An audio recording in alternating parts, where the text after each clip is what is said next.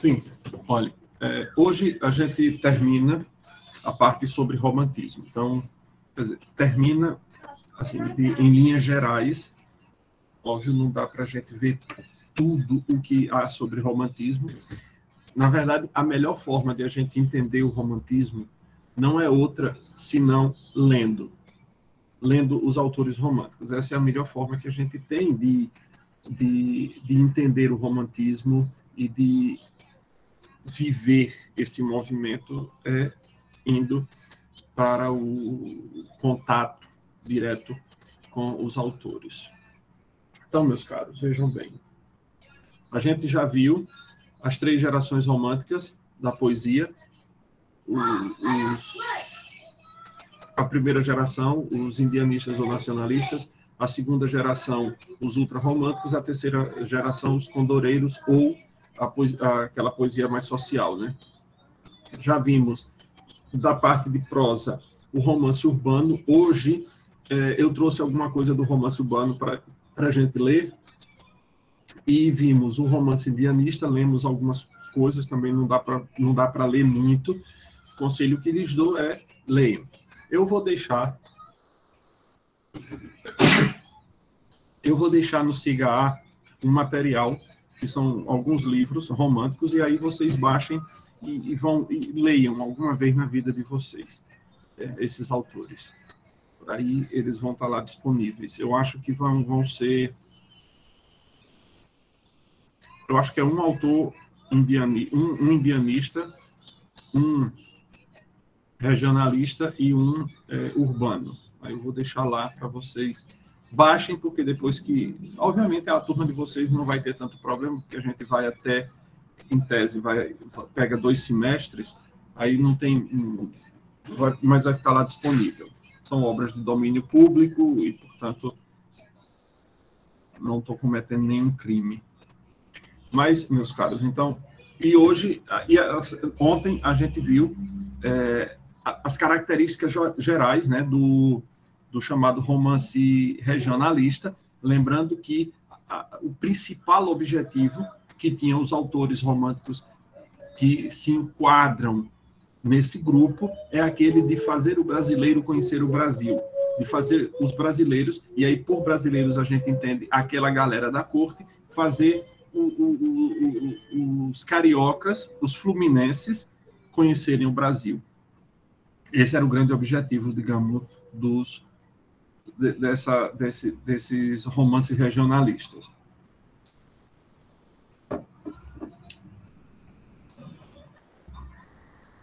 Vamos compartilhar aqui a tela com vocês.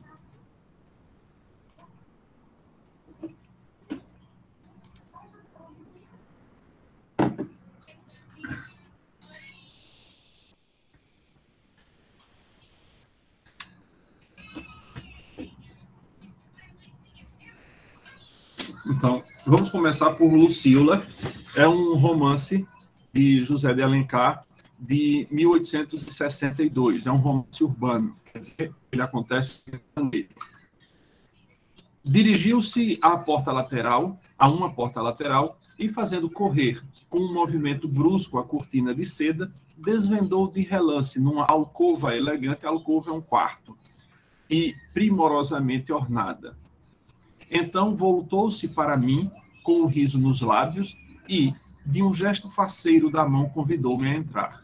A luz, que golfava em cascatas pelas janelas abertas sobre um terraço cercado de altos muros, enchia o aposento, dourando o lustro dos móveis de pau cetim ou realçando a alvura deslumbrante das cortinas e roupagens de um leito gracioso. Não se respiravam nessas aras sagradas. Aras é o nome de altar, é um feminino. Nessas aras sagradas, a volúpia, sagradas à volúpia, quer dizer, nesses templos dedicados ao prazer carnal, porque a Lucíola era uma cortesã, uma prostituta. Não se respiravam nessas aras sagradas à volúpia outros perfumes, senso o aroma que exalava as flores naturais dos vasos de porcelana colocados sobre o mármore dos consolos, e as ondas de suave fragrância que deixava na sua passagem à deusa do tempo. Lúcia não disse mais palavra. Parou no meio do aposento defronte de mim. Era outra mulher. O rosto cândido e diáfano, que tanto me impressionou a doce claridade da lua, se transformara completamente. Tinha agora uns toques ardentes e um fulgor estranho que o iluminava. Os lábios finos e delicados pareciam túmidos do desejo que incubavam. Havia um abismo de sensualidade nas asas transparentes da narina que tremiam com o anélito do respiro curto e sibilante, também nos fogos surdos que incendiavam a pupila negra. A suave fluidez do gesto meigo sucedeu à veemência e à energia dos movimentos. O talhe perdera a ligeira... O talhe é os contornos, vamos dizer assim. Perdera a ligeira flexão que de ordinário o curvava, como uma haste delicada ao sopro das auras. Auras é um tipo de vento, é um vento suave, é uma brisa delicadíssima. E agora arqueava, enfunando a rija carnação de um colo soberbo e traindo as ondulações felinas num espreguiçamento voluptuoso. Às vezes, aqui deveria ter uma crase, aqui deveria ter outra crase e uma vírgula. Isso daqui eu não peguei do meu livro, porque a página dele está muito amarelada, então eu peguei acho que do livro de um livro da internet. Por isso estão assim esses erros. Às vezes, um tremor espasmódico percorria-lhe todo o corpo e as espáduas se conchegavam como se um frio de gelo a invadira de súbito. Mas breve sucedia a reação, e o sangue, abrasando-lhe as veias, dava à branca epiderme reflexos de nácar, e às formas uma exuberância de seiva e de vida que realçavam a radiante beleza. Era uma transfiguração completa. Enquanto a admirava, a sua mão ágil e sôfrega desfazia, ou antes, despedaçava os frágeis laços que prendiam-lhe as vestes. A mais leve resistência dobrava-se. Aqui é outra crase. A mais leve resistência dobrava-se sobre si mesmo como uma cobra, e os dentes de pérola talhavam mais rápidos do que a tesoura o cadarço de seda que lhe opunha obstáculos. Até que o penteador de veludo voou pelos ares. As tranças luxuriosas dos cabelos negros rolavam pelos ombros, arrufando ao contato a pele melindrosa. Uma nuvem de rendas e cambraias abateu-se a seus pés, e eu vi aparecer a seus olhos pasmos, nadando em ondas de luz no esplendor de sua completa nudez, a mais formosa bacante que esmagara outrora com o pé lascivo as uvas de Corinto. Eu vou ler esse pedaço aqui, é uma coisa interessante. José Martiniano de Alencar, que era o nome completo de José de Alencar, foi o patriarca da literatura nacional plenamente, isto é, linguisticamente constituída. No Pós-Fácil de Diva, outro livro urbano dele, de 1864, exigiu da língua literária, repare que visão ele teve, né? Exigiu da língua literária que fosse distinta do idioma falado, com que nenhuma linguagem artística se pode inteiramente confundir, que, apesar de ter a mesma base, a mesma substância do falar vivo. O que é que José de Alencar quer dizer com isso? Que a língua da literatura é uma língua artificial, é uma língua pensada, é uma língua que existe muito da língua falada na rua, mas não é a língua falada na rua. Se por acaso nós conseguíssemos construir uma máquina do tempo e voltássemos ali ao século XIX, no Rio de Janeiro, e nos encontrássemos com José de Alencar, com Machado de Assis, com todos esses autores românticos, e tivéssemos acostumados à linguagem que esses autores usam em suas obras, muito certamente ficaríamos desiludidos, porque, com certeza,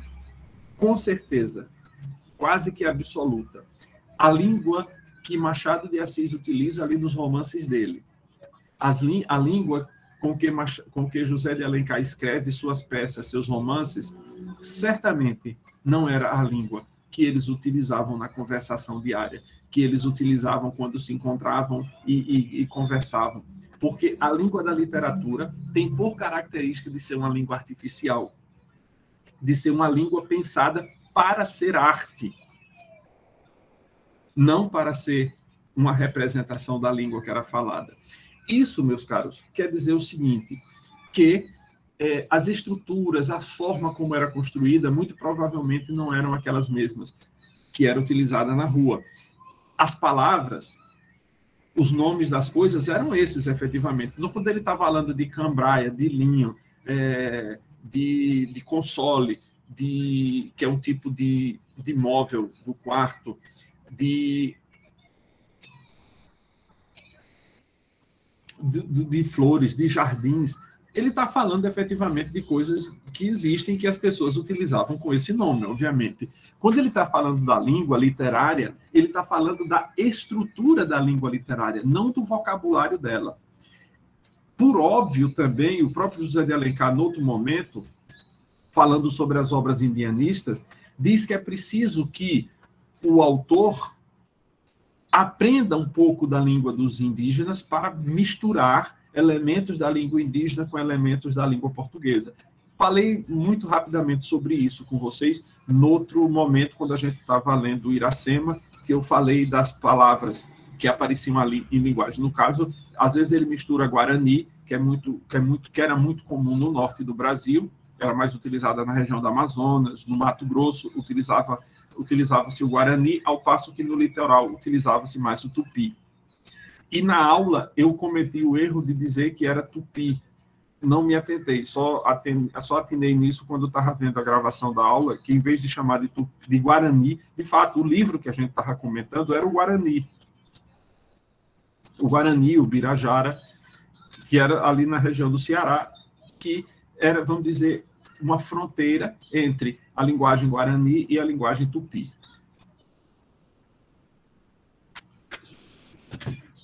Essa distância ideal, veja, ele está falando que entre a língua da literatura e a língua real existe uma distância ideal entre o discurso corrente e o discurso poético. O estilo alencariano foi, na prática, o primeiro a desmarcá-la. Com isso, o romantismo completou a formação da literatura brasileira.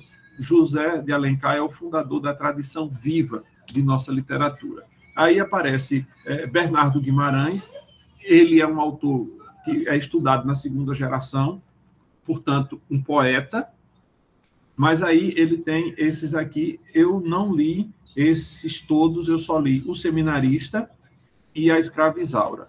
Sobre a Escrava Isaura, hoje eu quero fazer alguns comentários com vocês a respeito daquilo que eu já falei desde o início, que a literatura não é para ser uma transcrição da vida real, mas é uma idealização da realidade com um objetivo.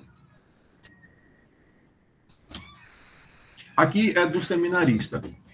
Os meninos quedos e taciturnos olhavam em derredor de si com tristeza. Pela primeira vez, cismas saudosas, anuviadas de um leve toque de melancolia, pairavam sobre aquelas frontes infantis. Disse-ia que naqueles vagos rumores da solidão, ao despedir-se do dia, estavam ouvindo o derradeiro adeus do gênio prazenteiro da meninice, e que, no dúbio clarão róseo que afogueava ainda a orla extrema do ocidente, repare essa quantidade de coisa, no dúbio clarão róseo que afogueava ainda a orla extrema do ocidente, quer dizer o seguinte: e olhando para o horizonte avermelhado, entreviam o último sorriso da aurora da existência. Bem dramático isso. Assim, foi se criando e fortalecendo desde o berço, entre aquelas duas almas infantis, uma viva e profunda afeição que, de dia a dia, mais afundava as raízes naqueles dois. Aqui está falando dos dois protagonistas da história. Eu não me lembro agora o nome das criaturas, mas espera aí, deixa eu pegar aqui o livro.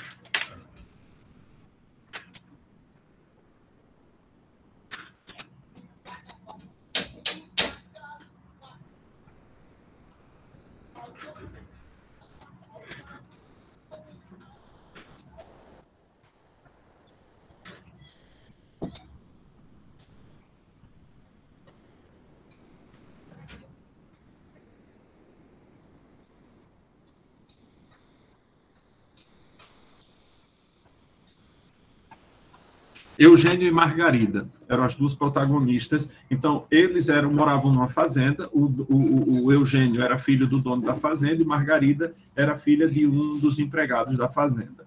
E eles começam a conviver muito proximamente. E os pais, com medo disso, pegam o Eugênio e o mandam para o seminário. Por isso, seminarista, para ser padre. E aí começa aquela história, os dois meninos quedos, fala de Eugênio e Margarida, que ficavam quedos, parados, tranquilos e taciturnos, silenciosos, olhavam ao redor de si com tristeza.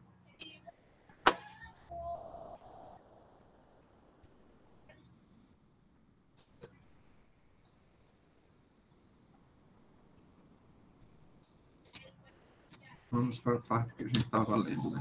Assim foi se criando e fortalecendo desde o berço entre aquelas duas almas infantis uma viva e profunda afeição que de dia a dia mais afundava as raízes naqueles dois tenros corações, como em uma terra fresca e cheia de seiva virginal.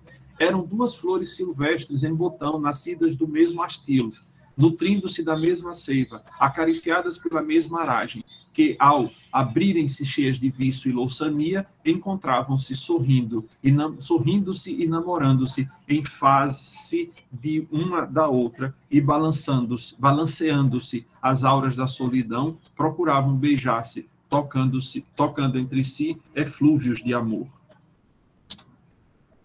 O anjo dos puros e santos amores sorriu-se àquelas juras, e depois de ter bafejado com os leques de suas asas de ouro e seda, porque os dois meninos tinham prometido amor para sempre, que eles seriam um do outro para sempre. Então, aqui ocorre isso, né? O anjo dos puros e santos amores sorriu-se àquelas juras, e depois de ter bafejado com os leques de suas asas de ouro e seda, aquelas duas frontes juvenis e cândidas, remontou seu voo para o empíreo, para o céu, enquanto o austero e sombrio gênio da beatice, que procurava disputar-lhes o coração do mancebo, pesaroso bateu as fuscas são foscas, sombrias asas, e foi se esconder entre as ruínas de algum mosteiro abandonado.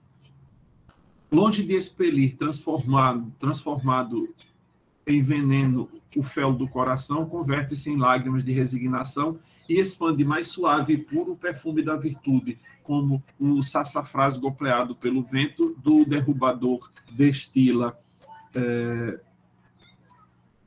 mais ativo e redolente o aroma que lhe embalsama o âmago. Óbvio, ali não tem tudo do seminarista, eu não coloquei aí o da escravizaura, porque eu vou comentar sobre ele no fim da aula. Mas, e aí isso acontece em Minas Gerais, portanto, a gente está falando do romantismo prosa regionalista. Aí é de um casamento no Arrabalde, se não me engano. Deixa-me só conferir aqui.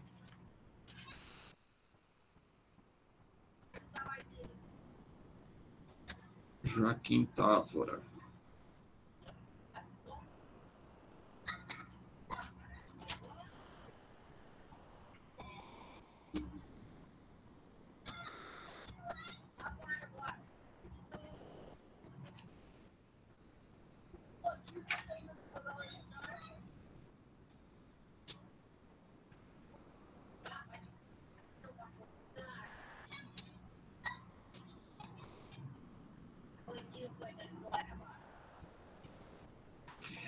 Um casamento no Arrabalde, de 1869, os críticos o julgam como a melhor obra do cearense Franklin Távora, João Franklin da Silveira Távora.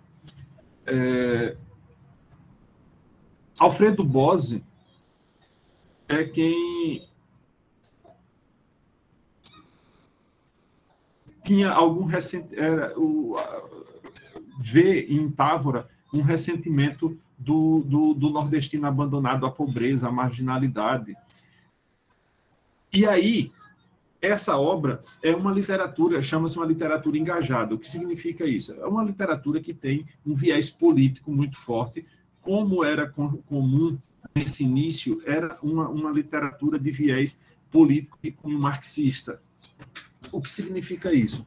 Significa que essa galera achava que a solução para todos os problemas das pessoas estava no Estado. No Estado. No governo. Era o governo quem resolveria todos os problemas. E, na verdade, é o governo quem cria todos os problemas. E aí, essa literatura engajada é uma literatura que vai tentar mostrar como, sem o governo, as coisas são piores do que o que são. Isso a gente vai encontrar nesses autores do século XIX, mas os autores do século XX, principalmente a geração de 45, na geração de 30, é toda dela marcada por essa literatura engajada. Vocês vão ver isso depois. Obviamente, os professores não vão comentar isso, mas é uma literatura completamente engajada, política marxisticamente engajada. Aí você vai ter o alagoano, é o nome dele, o Graciliano Ramos, Raquel de Queiroz, o baiano Jorge Amado, todos eles não são panfletagem, eles são obras de literatura verdadeiramente, mas com esse viés de que, quando você vai ler, por exemplo, o 15, Vidas Secas, as obras de Jorge Amado, o que você percebe é que o indivíduo e as pessoas não conseguem resolver os problemas que eles têm, mas é o Estado que tem que intervir para acabar com o problema da seca, para dar segurança, para dar sustento, para dar felicidade, para dar tudo. Quando, na verdade, é o Estado que causa todos esses problemas para poder ficar cada vez mais forte. Entendo que nas letras, ainda as amenas, aqui é como ele se definindo de literatura engajada. Né? Entendo que nas letras, ainda as amenas, quer dizer, mesmo as mais leves, as mais tranquilas, na literatura, ainda nas mais tranquilas, não é lícito prescindir de um ideal que represente a vitória de um princípio, de uma instituição, de uma ideia útil à sociedade. O romancista moderno deve ser historiador, crítico, político ou filósofo. O romance de fantasia, de pura imaginativa, este não quadra ao ideal dos nossos dias. Quer dizer, segundo Távora, somente o romance de viés político é que tem importância. Esse só imaginativo não serve mais. E aí a gente tem aquele que eu falei para vocês, né, o Visconde de Tonné, Alfredo de Scrignoli Tonné, que ele tem esses aqui. Dizem que eu nunca li esse Retirada na Laguna, terei que lê-lo. Dele eu só li mesmo Inocência. Só li Inocência. Mas dizem que Retirada da Laguna é um romance muito, muito, muito bonito. Nele, a gente já tem uma antevisão do realismo, que é o movimento seguinte. Esse Visconde de Tonné era militar do exército e participou da Guerra do Paraguai e fez muitas campanhas militares.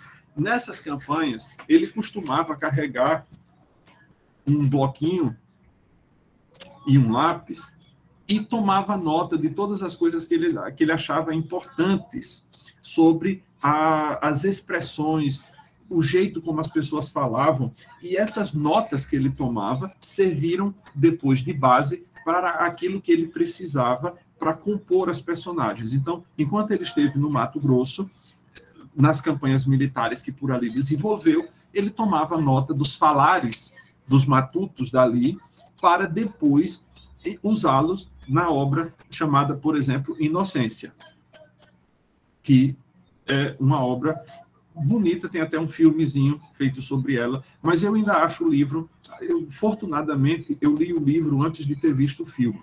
Significa dizer que eu fui para o filme já com uma minha visão a respeito da obra. Quando a gente assiste a um filme, primeiro do que ler a literatura, do que ler o livro, a gente vai com a visão do diretor do filme. Porque o diretor... Assim, o que é que eu quero dizer com isso? Quando a gente lê um livro, a literatura tem, diferente do escrito científico, o escrito científico é aquele que você só tem uma possibilidade de interpretação. Então, quando você diz que, por exemplo, em física, o ponto de ebulição da água é 100 graus Celsius, você não tem margem para interpretação, dizer o que será que ele queria dizer com isso. Não, ele não queria dizer nada além do que o que ele disse, que o ponto de ebulição da água é 100 graus Celsius. Ele disse o que de fato disse. Na literatura, digamos, de ciência, não existe espaço para o plurisemantismo. Quer dizer, os muitos significados. Cada palavra tem uma só significação e pronto. Na literatura, isso não acontece, que é o que o Franklin Távora vai contra isso, porque ele acha que a literatura tem que ter só um significado, que é o significado político, principalmente, a visão político-filosófica que ele veste, e essa tem que ser a chave interpretativa da literatura. A literatura que não esteja com isso vai, efetivamente, não tem valor nenhum. De fato, essa galera progressista na interpretação literária quer destruir a arte nesse sentido, de que atribui que a arte só tem uma possibilidade de interpretação. Uma coisa que tem uma única possibilidade de interpretação, meus caros, não é mais arte, ela passa a ser ciência ou filosofia. Mas não é mais arte. Então, quando você olha para aquele poeminha de Drummond que diz no meio do caminho tinha uma pedra no meio do caminho, então você não pode ir além da pedra. Você não pode parar e pensar, o que é que será que... Quais serão as possibilidades de interpretação de pedra? Será que eu posso entender pedra aqui como um problema? Será que eu posso entender pedra aqui como uma dívida que está atrapalhando minha vida? Será que eu posso entender pedra aqui como uma dúvida agora nessa aula de português? Sim, você pode. Porque a literatura tem abertura para isso. Agora, você não pode interpretar pedra aí com qualquer outra coisa que fuja desse campo semântico. Sei lá, dizer que a pedra ali significa a conjunção de Marte com Vênus naquele... Não tem nada a ver isso. Você tem um campo de possibilidades de interpretação que é muito grande, mas não é infinito, é limitado, mas está dentro da capacidade de interpretação daquele termo pedra. O que os materialistas, esses críticos materialistas querem é que para um termo haja só uma interpretação. Então, a partir especialmente dos russos materialistas, é que começou a pensar-se, casa quer dizer homossexualidade. E pronto. Você só pode interpretar casa em qualquer obra de literatura se seja no sentido de homossexualidade. Somente isso. E há muito mais coisas de entender casa. Você pode entender casa como a estrutura física, você pode entender casa como lar, você pode entender casa como a família, você pode entender casa como um ambiente. Mas o autor chegar e definir, olha, essa é a única interpretação possível de casa, o que ele faz com isso? Destrói a arte. A literatura passa a não ter mais valor nenhum.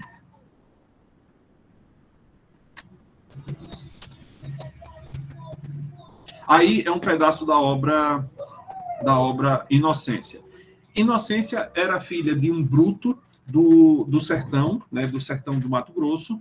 Esse camarada tinha prometido a filha para um cara ainda mais bruto do que ela.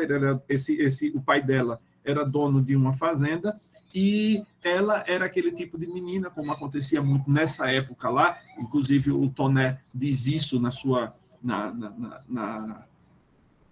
na própria obra, que as moças ficavam trancadas dentro de casa e longe dos olhares dos estranhos. Então, somente o noivo dela, que era um sujeito... Eu nem me lembro, era Manecão, acho que era Manecão o nome dele, mas ele era um bruto, praticamente um animal. E aí ela meio que fica doente e aparece esse Cirino. Cirino, que era Cirino? Cirino era uma espécie de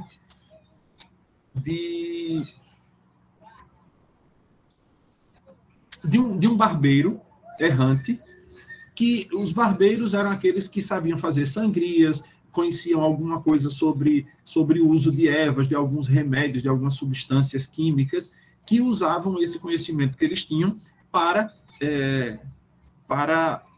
tratar algumas doenças mais simples. E aí, quando esse Cirino chega pedindo pousada na casa do pai de Inocência, aí e diz quem ele era, aí o pai diz, minha filha está doente, não sei o quê, e ele vai lá para ver. Que é quando se abrem as portas do quarto para que que não seja o noivo dela a veja, né? Ele pergunta, sente mais febre? Perguntou Cirino muito baixinho. Não sei, resposta, e resposta demorada. Deixe ver o seu pulso. E tomando-lhe a mão, apertou-a com ardor entre as suas, retendo-a, apesar dos ligeiros esforços que, para a retrair, empregou ela por vezes. Nisto entrou Pereira. Inocência Pereira é o pai dela. Inocência fechou com presteza os olhos e Cirino voltou-se rapidamente, levando um dedo aos lábios e para recomendar silêncio. Está dormindo, avisou com voz sumida. Mas, interrompeu Inocência, não lhe fale de mim, ouviu?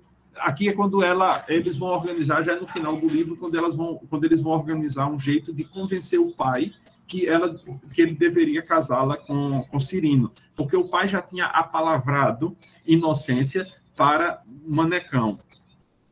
Eu acho que é Manecão o nome dele. Já tinha apalavrado Inocência para Manecão, e a palavra de um sertanejo nunca volta atrás. Só que a Inocência tramou um ardilo, uma artimanha, para tentar convencer o pai, e era utilizar o padrinho dela, por quem o pai tinha muita admiração, para que esse padrinho falasse com o pai, para que desmanchasse o noivado dela com Manecão e a desse como noiva a Cirino. E aí Inocência diz, mas interrompeu Inocência, dando as indicações a Cirino, não lhe fale de mim, não fale ao padrinho dela. É como se a ideia tivesse partido dela e não de Cirino. Não lhe diga que tratou comigo, que comigo mapeou. Estava tudo perdido. Invente umas histórias, faça-se de rico. Nem de leve deixe assuntar que foi por meu juízo que Messê bateu a porta dele. E, com gente desconfiada, é preciso saber negaciar. Pois bem, o Manecão ficou assim meio em dúvida, mas quando lhe mostrei a pequena, foi outra cantiga. Também é uma menina. E Pereira, esquecido das primeiras prevenções, deu um muxoxo expressivo, apoiando a palma da mão aberta entre os grossos lábios. Agora ela está um tanto desfeita, mas quando tem saúde, é choradinha, coradinha, que nem mangaba no areal. Tem cabelos compridos e finos como seda de paina, e um nariz mimoso e uns olhos matadores. Nem parece filha de quem é. Aqui é o Memórias do Sargento de Milícias, de Manuel Antônio de Almeida, que é talvez uma das melhores obras do romantismo. É uma que melhor pega o espírito do romantismo e foi escrita, segundo alguns, Manuel Antônio de Almeida escreveu assim, sem muita preocupação. Talvez por isso ela não tivesse muito atrelada aos cânones, às regras do romantismo, mas é bem mais livre e, por isso, bem mais romântica, bem mais idealizada, bem mais retratando uma realidade. Aqui ele está falando, no início da obra, sobre o uso de uma mantilha. Uma mantilha era um diminutivo de um manto, né? Este uso da mantilha era um arremedo do uso espanhol. Porém, a mantilha espanhola, temos ouvido dizer, é uma coisa poética que reveste as mulheres de um certo mistério e que lhes realça a beleza. As mantilhas das nossas mulheres, não. Era a coisa mais prosaica que se pode imaginar, especialmente quando as que a traziam eram baixas e gordas como a comadre. A comadre é uma das personagens, essa não tem nome, é simplesmente a comadre. A mais brilhante festa religiosa tomava um aspecto lúgubre, logo que a igreja se enchia daqueles vultos negros que se uniam uns aos outros, que se inclinavam cochichando a cada momento. Então, esse Memória do Sargento Milícias trata de um menino que era um diabinho encarnado e que morre o pai dele, e a mãe já tinha morrido e ele não tinha mais ninguém. Então, ele foi adotado pelo barbeiro. O barbeiro gostava demais dele, e nunca tinha tido filhos, nem nunca se casara. Então, todos os mimos eram para esse menino. E ele mimava efetivamente demais o menino, e esse menino não estava preocupado, porque tinha tudo, o pai adotivo dava de tudo e ele não estava preocupado com absolutamente nada. E até que ele vai e se inscreve nas milícias, né? Nas milícias, na polícia. E aí termina chegando ao grau de sargento. Mas aí tem outras coisas bem por aí. A plasticidade, as características, né? Mobiliada por 4 ou 5 longos bancos de pinho sujos já pelo uso, uma mesa pequena que pertencia ao mestre, isso aqui falando da escola, e outra maior, onde escreviam os discípulos, toda cheia de pequenos buracos para os tinteiros. Nas paredes e no teto haviam penduradas uma porção enorme de gaiola de todos os tamanhos e feitios, dentro das quais pulavam e cantavam passarinhos de diversas qualidades. Era a comadre uma mulher baixa, excessivamente gorda, bonachona, ingênua ou tola até certo ponto, e finória até outro. Vivia do ofício de parteira, que adotara por curiosidade e benzia de quebranto. Todos a conheciam por muito beata e pela mais desabrida papa-missas da cidade. Era a folhinha mais exata de todas as festas religiosas que se faziam. Uma das características é a falsificação em verdade. Não se trata aqui apenas de perfeição de escrita, mas do raro poder de revelar a humanidade. É isso que falta nos outros poetas, nos outros escritores românticos, essa capacidade de falar das pessoas, como falar dessas personagens como se estivesse falando da alma das pessoas. Isso é o que faz a grande literatura. Quando você lê, sei lá, Iracema, você não percebe, a não ser que você queira perceber, que você mergulhe atrás disso, você não vai perceber naquelas personagens que ele está falando do espírito humano, que ele está falando de um tipo de pessoa. Mas quando você está lendo a Memória do Sargento de Milícias, aí sim, você começa a encontrar caracteres, você começa a encontrar tipos humanos.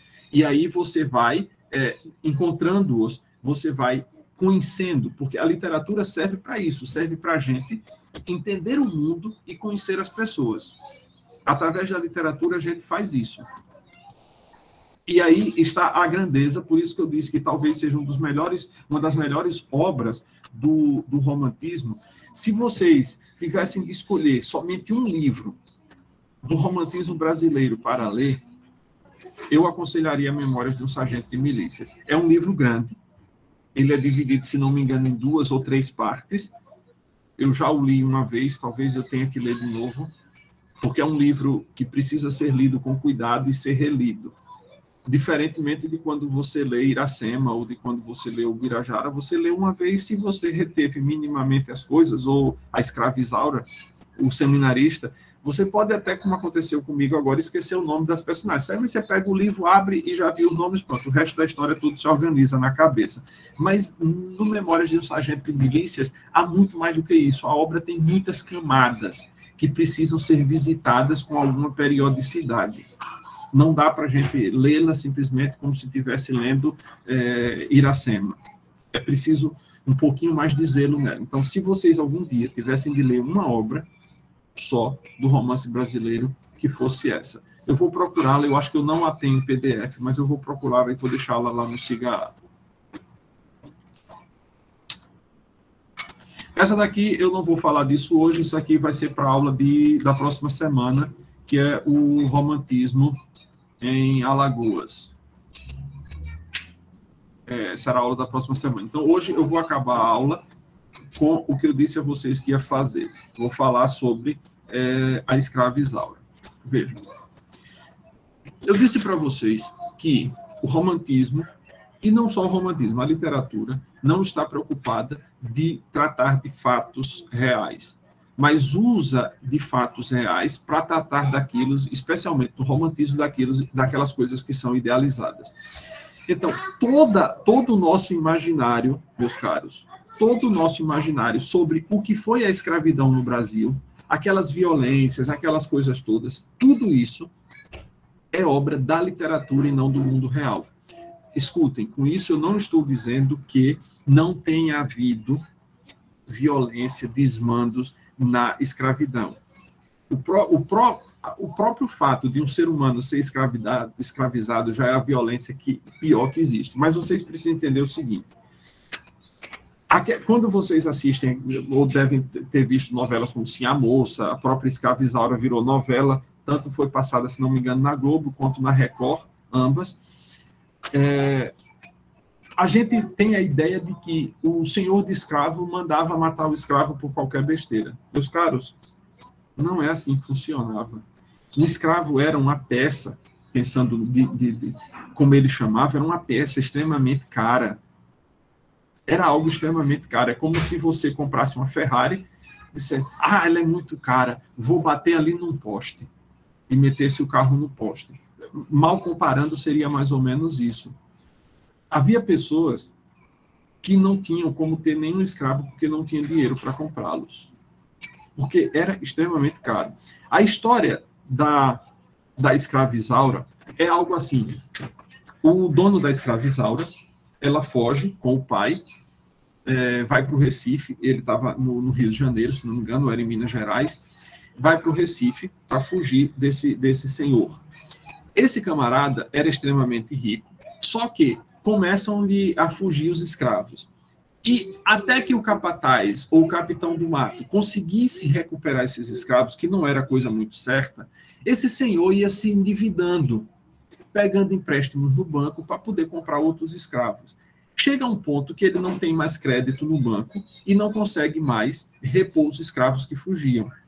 E ele devia muito mais do que o valor da fazenda, porque ele precisava de ter os escravos para poder fazerem lá os trabalhos que tinham que ser feitos, mas não tinha mais dinheiro para tanto.